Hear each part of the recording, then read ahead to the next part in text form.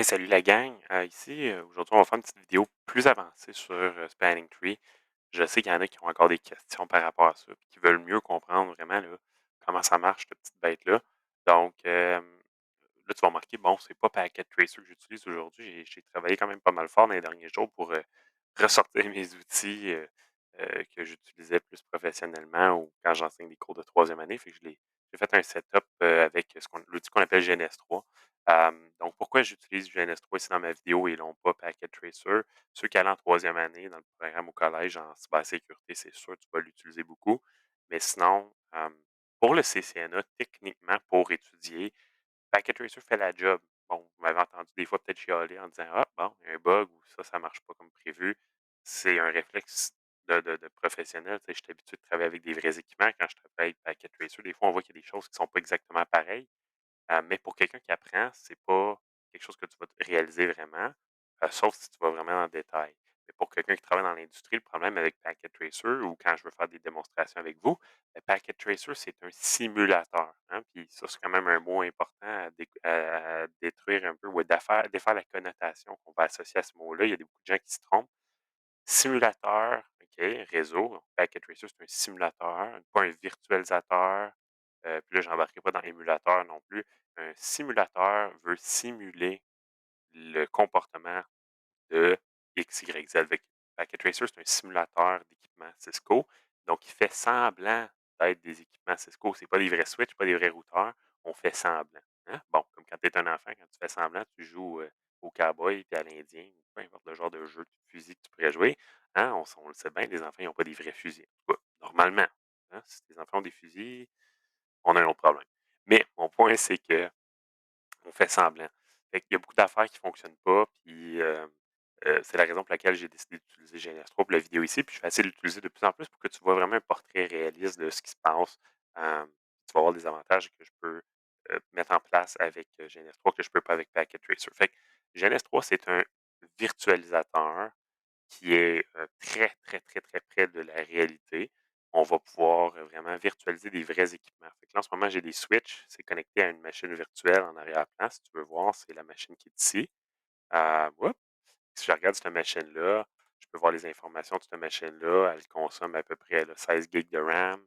Euh, Elle utilise des ressources réseau, processeur. Elle prend à peu près la moitié de mon processeur, moitié de ma mémoire vive. Elle consomme quand même beaucoup pour être capable de virtualiser plusieurs équipements. Là, j'ai juste 4 switches, mais je pourrais faire plein, plein, plein d'équipements. J'ai des PC, Windows XP pour faire des attaques.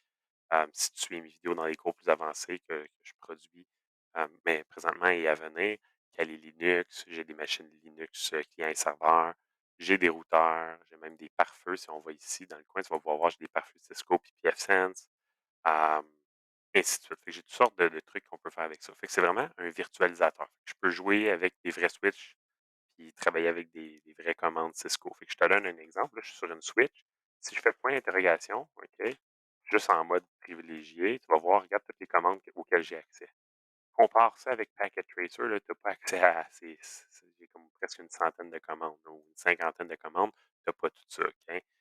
Conft, même chose, si je fais point d'interrogation, regarde toutes les commandes que j'ai des pages de commandes de configuration. Et je peux faire beaucoup de choses. Hem, tout ça, ça peut se connecter à l'internet aussi. Mais une des choses qui est vraiment intéressante aussi que je peux faire, c'est au lieu d'utiliser le mode simulation de Packet Tracer, je peux faire des captures de paquets puis tout enregistrer dans Wireshark. Fait que c'est une grosse prémisse, OK, mon introduction à la vidéo ici. Mais à partir de maintenant, je vais essayer d'utiliser plus ça parce que justement, pour expliquer Spanning Tree, comment ça marche plus en détail aujourd'hui, ce que j'ai fait une topologie que tu as déjà vue, OK? Fait que j'ai 4 switches de couche 2. J'ai switch 1, 2, 3 et 4. Puis ces 4 switches-là ont tous uniquement le VLAN 1 de configuré et j'ai abaissé la priorité de VLAN 1 pour la switch 1 et j'ai conservé la priorité par défaut pour toutes les autres switches. Fait que si tu regardes la topo ici, switch 1, son adresse MAC, c'est ils ont toutes la même séquence pour le 2 tiers de l'adresse. Là, c'est tout AABBCC 80 point quelque chose d'unique. Donc, point 300, c'est le switch 1, point 400, c'est switch 2, point 500, c'est switch 3 et point 600, c'est la switch 4. Donc, 3, 4, 5, 6. Et toutes les switches sont connectées ensemble via un trunk qui autorise le VLAN 1 et on va configurer Spanning Tree. J'ai lancé des captures de paquets, puis retiré le superflu, j'ai conservé vraiment l'essentiel et j'ai tout reconstitué. Fait que j'ai fait une capture de paquet entre la switch 1 et 4, 1 et 3, 1 et 2, une entre la switch 1 et 3, une entre la switch 1 et 2, une entre la switch 2 et 4 et une entre la switch 3 et 4. Comme ça, j'avais une capture de paquet de toutes les communications spanning tree entre toutes les switches. Puis j'ai mis ça dans un gros, je l'ai combiné dans une capture de paquet ici qu'on va pouvoir regarder. Fait que ça, c'est un peu la prémisse pour que tu puisses bien voir qu'est-ce qui va se passer. On va regarder qu'est-ce qui se passe du point de vue de la topologie, de la config, comment que ça sent, qu'est-ce que ça a l'air, c'est quoi les décisions qui ont été prises. Et on va aller voir dans la capture Wireshark pour mieux comprendre comment marche Spanning Tree. Excusez-moi, je suis un peu fatigué, hein, on voit bien. Fait que, si tu regardes ma topologie, logiquement, les 3 switches sur 4 ont toutes la priorité par défaut, mais il y a une switch qui a une priorité plus élevée. Si on y va à l'oral, comme ça, moi et vous, en regardant la topo, si j'ai 4 switches, on les allume les 4, boum, on a le VLAN 1, les trunks vont se négocier ou s'activer par blablabla, tout ça. Et là, Spanning Tree embarque. Ben là, la switch 1, la switch 2, la switch 3, la switch 4 doivent négocier pour choisir qui est le root bridge. On se rappelle des 3 étapes. Étape 1, on choisit le chef, le grand chef, le root bridge. Donc, la Switch 1 va évidemment gagner car elle a une priorité plus basse que les autres commutateurs avoisinants. Donc, Switch 1 va gagner contre toutes les autres Switch. Fait que toutes les autres Switch vont être d'accord que Switch 1, c'est le grand chef, c'est le big boss. Ok? C'est lui qui a la priorité la plus basse, 28 672. J'ai mis +1 parce que quand on regarde la priorité dans les Switch, elle est combinée du numéro d'identifiant du VLAN. Fait que Switch 1 va gagner, c'est sûr. Là, une fois qu'on la Switch 1 a gagné, elle va se dire: «Hey, mes parts ici sont désignés parce que, ben, je suis le grand chef, j'ai fini ma job». Là, Switch 2, 3 puis 4, ben, eux, ils vont devoir choisir c'est quoi le port pour se rendre à la Switch 1 qui est le plus adéquat ou le plus idéal, le plus faible coût. Fait que Switch 1 gagne. On va écrire ici si on veut, là, on va se mettre des petites notes. Big Boss ou Root Bridge, OK, Bridge. Ensuite de ça, on va se mettre une autre petite note. S pour désigner. On va se mettre une autre petite note pour désigner encore une fois ici. OK, fait que les 2 parts-là sont désignés. Le reste, on n'a pas encore rien choisi. Fait que là, la switch 2, 3, 4 doivent prendre leur décision puis choisir le port racine pour se rendre au root bridge. Puis là, ben, on l'avait vulgarisé dans d'autres vidéos, mais en réalité, là, ce qui se passe, là, si on veut y aller de façon concrète, là, puis j'ai pas menti, mais j'ai juste rendu l'histoire un peu plus simple parce qu'on n'a pas besoin d'aller trop en détail, ben, la switch 2, 3 et 4, ils doivent recevoir, dans le fond, le BPDU ou les BPDU, les messages Panic Tree des switches avoisinantes, puis prendre une décision de ben, lequel des BPDU est le plus bas, OK, le BID, le Bridge ID. On regarde quand même en ce moment, en premier lieu, la priorité, ensuite de ça, l'adresse max s'il y a une égalité, puis ensuite de ça, si jamais on a un scénario bizarre où est-ce qu'on a 2 câbles d'une switch à l'autre, on va regarder le numéro du port du voisin le plus bas. Bon, mais on regarde la priorité, puis ensuite l'adresse max si jamais il y a une égalité de priorité. Ben, logiquement, chaque switch, tout ce qu'elle fait, là, et toutes les switches envoient des messages. Switch 1 envoie des messages pour dire c'est moi le chef, c'est moi le chef, c'est moi le chef. Switch 2, au début, là, avant même que la Switch 1 envoie des messages, mettons, là, elle va dire c'est moi le chef, c'est moi le chef, c'est moi le chef. Tout le monde envoie des messages pour dire c'est moi le boss, c'est moi le boss, non, c'est moi, non, c'est moi.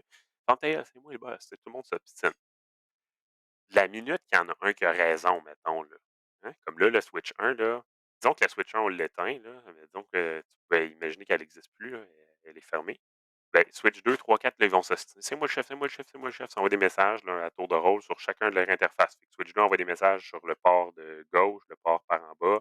C'est moi le boss, c'est moi le boss. Switch 3 envoie des messages en haut puis à droite. C'est moi le boss, c'est moi le boss. Puis switch 4 fait la même affaire. Tout le monde envoie des messages sur tous leurs ports en disant c'est moi le boss. OK? Fermez vos yeux, c'est moi le boss.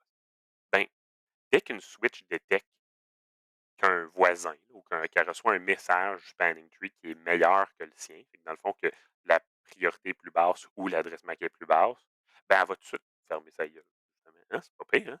Fait qu'elle va juste faire comme OK, j'arrête d'envoyer des messages. C'est pas moi clairement le boss. Il y a quelqu'un qui m'a envoyé un message plus bas. Il a gagné l'élection. Fait qu'il arrête. Fait que techniquement, là, Disons que j'allumais la switch 1 en premier puis qu'elle envoie des messages tout de suite aux autres switches, là, puis que les autres switches n'ont pas le temps de commencer à en envoyer puis ils reçoivent des messages spanning tree de switch 1 immédiatement, là. Ils vont jamais envoyer de message, ils vont juste dire: «Ah ben là, je vais même pas m'obstiner, c'est lui le boss», tu sais. Fait que disons qu'à switch 1, là, on est capable de faire en sorte qu'elle envoie des messages spanning tree en premier là. Elle va envoyer des messages à switch 2 puis 3, dire: «C'est moi le boss, fermez vos gueules», puis la switch 2 et 3 vont se fermer la gueule, ils vont jamais envoyer de message. Ça a l'air un peu méchant ce que je dis, mais c'est ça qui va se passer si on pourrait faire ça. On va voir si on est capable tantôt. Mais là, hem logiquement, switch 2, on est d'accord, on a vu les calculs. Switch 2 va dire, ben moi, mon port racine, c'est le port qui est directement branché à switch 1. Pourquoi? Ben parce que si je veux passer par l'autre chemin, le chemin direct me coûte, dans ce cas-ci, c'est un lien Ethernet, fait que ça va coûter 100. De l'autre bord, ça va me coûter 100 plus quelque chose, là. 100, le port ici, plus le reste du trajet, là. On ne le sait pas combien. Puis j'ai même pas besoin de le savoir. Il va juste dire techniquement, c'est sûr que c'est lui qui est le moins cher. Il choisit ce port-là. Puis après ça, ben, la Switch 3 fait la même affaire. Puis là, la Switch 4, elle a 2 choix. On en a déjà parlé dans une autre vidéo, mais mettons qu'une Switch a 2 choix à coût égal. Fait que là, la Switch 4 dit: «Je peux passer à gauche vers la Switch 3 ou je vais passer par en haut vers la Switch 2». Quel switch est-ce qu'elle va prendre? Quel chemin elle va prendre? Ben, vu que le coût est le même pour les 2 chemins, elle va prendre le PID le plus bas ou le plus, convaincant entre les 2. Fait qu'au lieu de juste regarder le coût, elle va regarder la priorité, l'adresse MAC, puis ensuite de ça, ben, la priorité puis l'adresse MAC, OK? Fait que Switch 4, elle va recevoir des messages de Switch 3 pour dire: «Hey, le chemin là, vers le chef, là, moi, ça me coûte 100». Switch 3 va dire: «Hey, moi, mon chemin vers le chef me coûte 100. C'est, le chemin E00 vers, qui m'emmène direct à Switch 1». Il va envoyer ça ici. Switch 2 va envoyer un message à Switch 4 qui dit: «Hey, mon chemin vers le chef, c'est E00, il me coûte 100». Il va l'envoyer ici. Fait que là, le switch 4 elle reçoit 2 messages spanning tree de 2 switches qui dit qu'il y a un chemin vers le chef. Lequel elle va prendre? Celui qui a le BID le plus bas. Priorité, adresse MAC ou euh, dans les scénarios bizarres à 2 câbles, autre chose.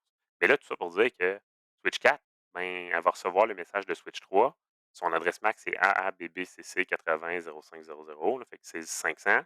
Puis switch 2, c'est 400. Les deux ont la même priorité. Lequel tu penses qu'il va choisir?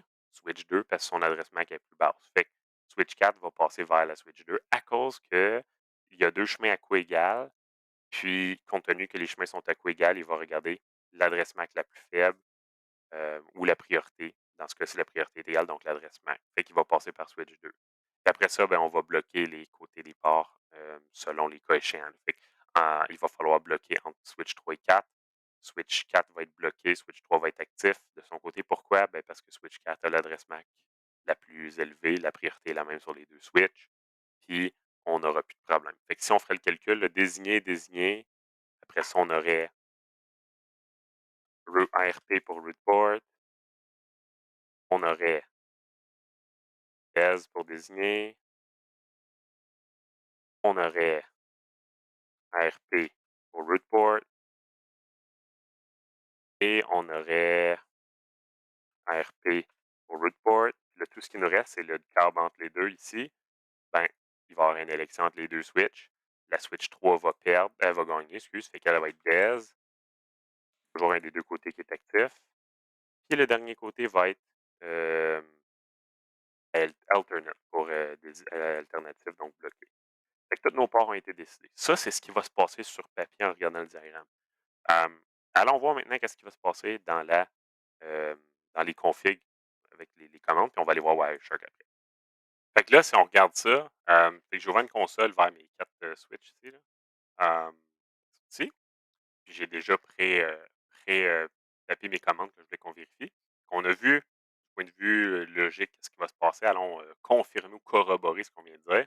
J'ai fait 2 commandes. La première, tu peux la faire dans Stack Tracer, tu n'auras pas de problème. Mais la deuxième, tu ne peux pas la faire. C'est une des raisons qui m'a poussé à installer GNS3 pour faire des vraies démos qui montrent la vraie histoire. Ok? La vraie, des vraies histoires. Donc, VLAN 1, je peux voir la priorité ici. Ça, c'est sur la switch 1. Logiquement, c'est elle le chef, c'est elle qui a gagné l'élection. On peut voir que elle, sa priorité, le root ID, on voit toujours root ID, puis on voit l'idée du bridge, fait que le pont actuel. Fait que root ID, c'est qui a gagné, puis bridge ID, c'est la switch actuelle. Fait que là, on voit que c'est la même information qu'on voit pour root ID puis bridge ID. La priorité est la même, l'adresse MAC est la même. Puis ça dit même ici, this bridge is the root, parce que c'est la switch 1 elle-même. On voit que ces 2 ports sont désignés parce que le pont racine, le root bridge, quand il gagne, ces ports, ils deviennent désignés automatiquement. Le coût, c'est 100. Là, on voit d'autres informations qu'on va parler de plus tard, c'est pas grave. Mais ça coûte 100 parce que c'est pas des fast Ethernet, c'est des Ethernet, fait que techniquement, c'est 100. Puis là, on voit la commande ici, je fais show spanning tree VLAN 1, root cost, fait que ça me dit c'est quoi le coût vers la racine. Puis on voit que le VLAN 1 coûte 0 parce que c'est la switch 1. C'est coûte 0 se rendre à la switch 1, c'est la switch 1, le chiffre. Ça fait du sens. Là, du point de vue de switch 2, si on va voir la switch 2 dans le topo ici puis à gauche, switch 2, le root ID, c'est le même. C'est encore la switch 1 qui a gagné l'élection. Là, on voit que le coût, c'est 100. Pourquoi que le coût, c'est 1? Ben, il faut que switch 2 traverse son câble root port ici. Son root port, ça devrait être E00. En effet, c'est E00. On voit root, ça lui coûte 100. Puis le deuxième port, ET0/1, ça dit désigner, il coûte 100 aussi. Quand je fais la commande show spanning tree VLAN X, ça va te dire le coût des deux ports. Le coût du port ici coûte 100, mais le coût du port ici coûte 100 aussi. Mais le coût de prendre ce chemin-là vers le bas, ça va être 100 plus le reste des autres switches. Fait que c'est sûr que je vois juste le coût du port en tant que tel. Mais Switch 2 va choisir le port qui est direct qui coûte 100 parce que c'est 100 ou 100 plus quelque chose qui va donner plus que 100. Donc, le Switch 2 n'est pas con, elle choisit ça. Puis, on a vu le processus, on l'a expliqué tantôt. Fait que là, Switch 2 passe par la gauche directement à Switch 1, puis son port, c'est le root port. Puis pour le moment, that's it. Après ça, ben, si on regarde son port E01, il est désigné. Pourquoi? On va aller voir pourquoi que son port est désigné tantôt. Si on va sur la Switch 3 maintenant, Switch 3, regardons les résultats. Ça dit Root ID, c'est la même chose. Bridge ID, ben, c'est l'information de la Switch elle-même. Puis elle, son port racine, c'est E00 parce que c'est le port qui mène directement à Switch 1. Puis E01, il est désigné. On va aller voir pourquoi. Puis le port coûte 100, puis on peut voir le coût vers le root cost, c'est 100. Ça va? Plus on va sur la switch 4, c'est là que ça devient intéressant. Switch 4, on voit même affaire. Root ID, c'est encore la même switch. Bridge ID, ça, c'est la switch elle-même. Et là, on voit qu'elle a deux ports. E00 qui est root, puis E01 qui est alternatif bloqué. Pourquoi? Et là, on peut voir que le coût vers la switch, le port racine, c'est 200. Pourquoi? Ben, la switch 4, elle, pour se rendre à la switch 1, c'est 100 plus 100, donc 200 que ça lui coûte. Donc, ça fait du sens. Ça, tu n'aurais pas pu le voir autrement. Mais, comme on a dit, Switch 4, la raison pourquoi son port ici est alternatif bloqué, quand elle a choisi la Switch 4, le bon port à mettre comme root, elle a choisi le port vers la Switch 2 parce qu'elle a reçu le BID ou le BPDU avec le BID, dans le fond, de Switch 3 et 4. Et quand une Switch a deux chemins à coût égal, on a dit, OK, on choisit l'élection, on fait l'élection, on choisit la Switch qui a la priorité la plus basse, c'est la Switch 1, fait qu'elle a gagné. Sinon, s'il y aurait une égalité, on choisit l'adresse MAC la plus basse. Dans le scénario ici, ça aurait encore une fois été la Switch 1 qui aurait gagné parce qu'elle a la priorité la plus basse, mais même si ça aurait été égal, elle avait l'adresse MAC la plus basse, fait qu'elle aurait gagné. Mais une fois qu'on choisit le pont racine, il faut choisir le port racine pour se rendre au root bridge, fait que le root port. Chaque switch choisit le coût le plus faible pour se rendre ou le port le plus alléchant, le moins coûteux pour se rendre au root bridge. Comment il fait ça? Ben, il fait juste calculer combien ça coûte son port, chacun de ses ports, puis il attend des messages spanning tree des autres switches pour voir c'est quoi le chemin le plus adéquats. Fait que selon le meilleur chemin, il va activer. Mais là, mettons qu'il y a deux chemins à coût égal, comme là, la Switch 4, il peut passer par Switch 3 qui va coûter 200 ou Switch 2 qui va coûter 200. Ben, il va choisir de briser l'égalité en faisant le même mécanisme d'élection. Fait que quand tu as deux chemins égaux, il va dire, OK, soit je prends le Switch 2 ou 3, il va regarder la priorité, les deux ont la même. Il regarde l'adresse MAC, Switch 2 a gagné. Donc, ça va être le port en haut qui est racine. Puis là, on arrive à la dernière étape de Spanning Tree. Choisir le chef, root bridge, choisir le root port sur chaque switch. Les restes à faire, qu'est-ce qu'on fait avec les ports autres. Fait que ça, c'est désigné, ça, c'est désigné, ça, c'est racine, ça, c'est racine, ça, c'est racine. Puis quand un port est racine, l'autre côté est désigné, fait que ça, c'est désigné. Puis là, il nous reste ça ici qu'on n'a rien fait avec ça, ce côté-là et ça, ce côté-là. Fait que là, il y a une dernière élection entre switch 3 et 4 qui, quel côté est désactivé, quel côté est désigné, quel côté est bloqué ou alternatif. Puis là, on a regardé priorité la même entre Switch 3 et 4, mais l'adresse MAC de Switch 3 est plus basse que celle de Switch 4, donc Switch 3 a gagné. Switch 4 est alternative bloqué. Et si on regarde Switch 3, son port il est désigné ET01, mais Switch 4 il est alternative bloqué. Puis là, ben c'est ça, je voulais te montrer bien vite pour que tu comprennes, c'est Wireshark. Allons voir Wireshark. OK? J'ai fait une capture de paquet de comme toute l'amalgame au complet. puis je l'ai décortiqué un peu pour rendre ça simple. J'ai réorganisé Wireshark, la façon que les informations sont présentées pour que ça soit un petit peu plus simple. Fait que si on regarde, au début, là, si tu regardes le message, là, AABBCC 0003, 03, là, c'est la switch 1. Fait que 03, c'est la switch 1, 04, c'est la switch 2, 05, c'est la switch 3, 06, c'est la switch 4. Fait qu'au début, là, la switch 1, ce qui est arrivé, là, puis je vais te l'expliquer pourquoi que ma capture de paquet ressemble à ça. Moi, là, j'ai désactivé Spanning Tree sur les 4 switches. J'ai fait No Spanning Tree VLAN 1. J'ai dit pas de Spanning Tree. Puis là, j'ai été l'activer pour la switch 1 en premier. Après ça, j'ai activé switch 2. Après ça, switch 3. Après ça, switch 4. J'ai été une par une faire Spanning Tree VLAN 1, Spanning Tree VLAN 1. Je l'ai activé.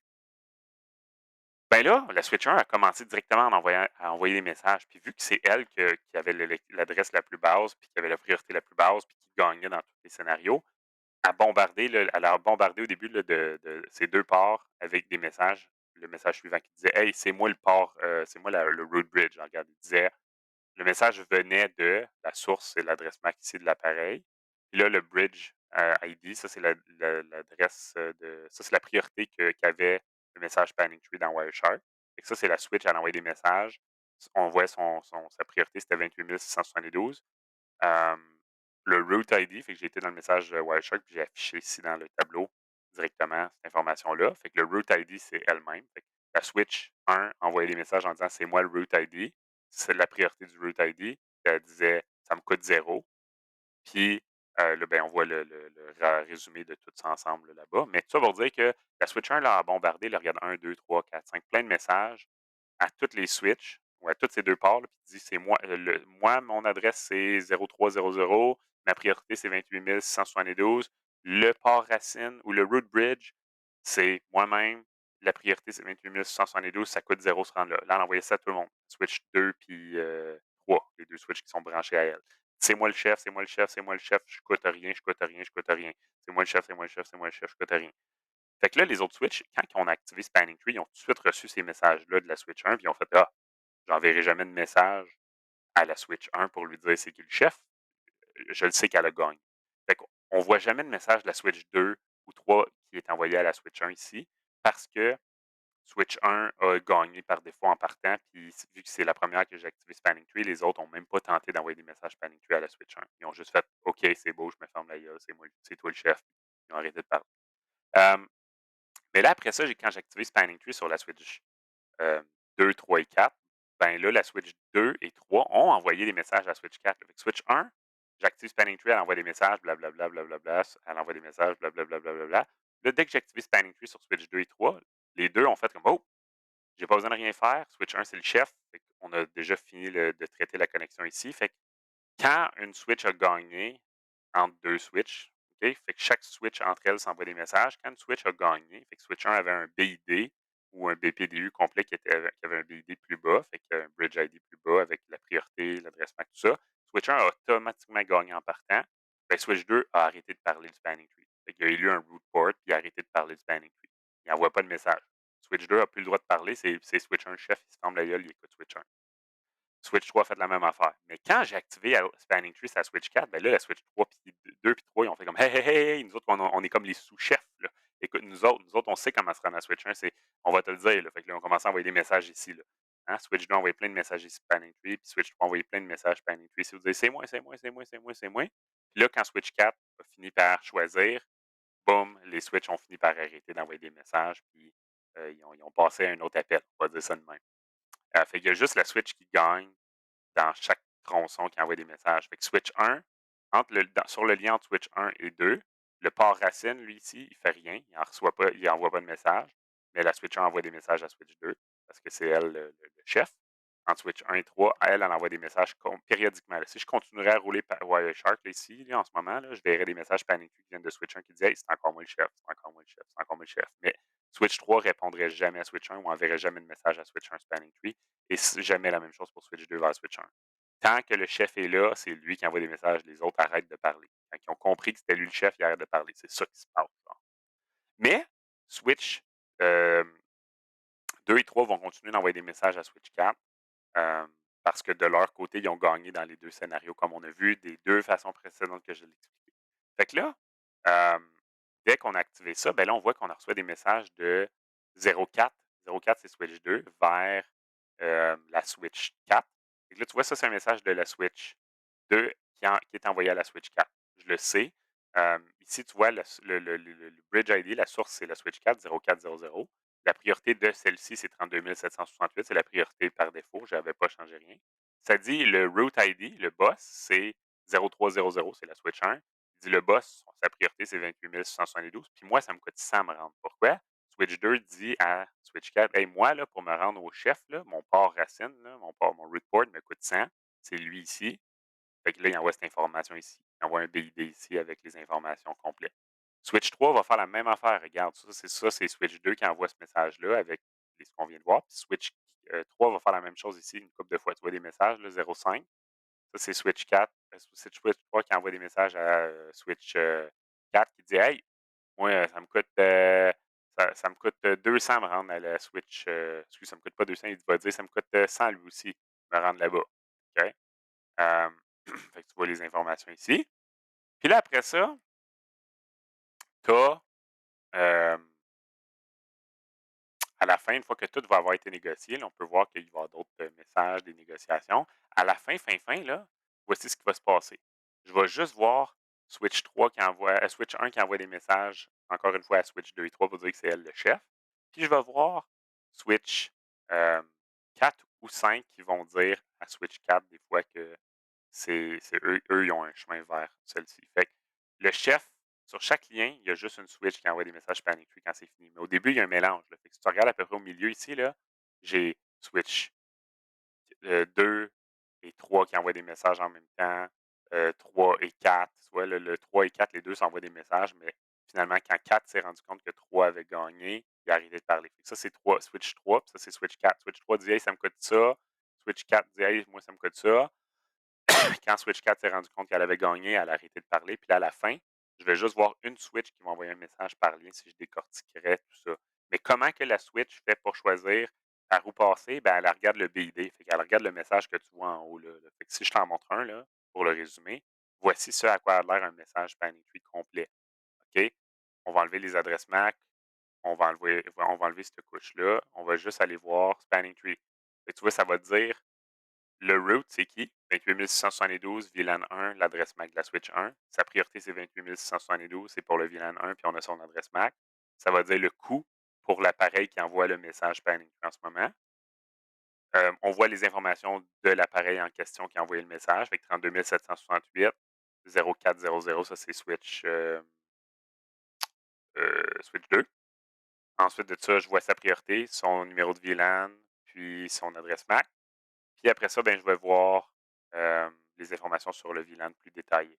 Fait que tout ça pour dire que chaque switch envoie, quand elle envoie un message Spanning Tree, fait que disons Switch 1, c'était clair qu'elle a gagné avec Switch 2 et 3, mais quand Switch 4 reçoit des messages de Switch 2 et 3, la raison que Switch 4 a choisi Switch 2, c'est que quand il a regardé le message de Switch 2 qui correspondait à celui-ci, qui avait son adresse MAC, l'adresse MAC, c'est la priorité, puis le coût du root bridge, fait que la Switch, quand elle reçoit un message Spanning Tree, fait que Switch 4, quand elle reçoit un message Spanning Tree de Switch 3 ou 2, il voit le root ID, la priorité, l'adresse MAC, il voit le coût vers le root bridge, il voit l'adresse MAC, la priorité de la Switch qui a envoyé le message. Fait que là, il est capable de choisir le chemin qui coûte le moins cher. Si les deux coûtent égal, il va choisir celui du bridge qui a envoyé le message, qui a le BID le plus bas, donc la priorité, l'adresse MAC, ainsi de suite.